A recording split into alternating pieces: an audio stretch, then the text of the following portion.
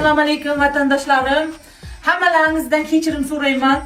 Shu oilaviy mojarolar deydi, hammaga tarqab ketibdi deydi. Shunga o'g'limdan, meniki erimdan ham kechirim so'rayman. Iltimos tarqatmangizlar.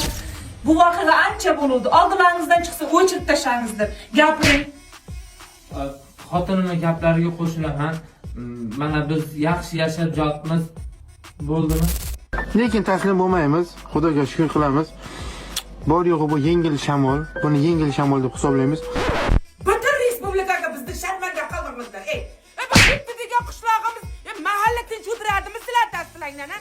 Ornamizdan o'ldirdilaring-ku. Gapni bunday bo'lyapti. Nimaga uratadi? Seni urishing uchun ultuv gapirdim, ha? Nima? Nima alkash bo'lib ichi yurish uchun tug'ilmadi.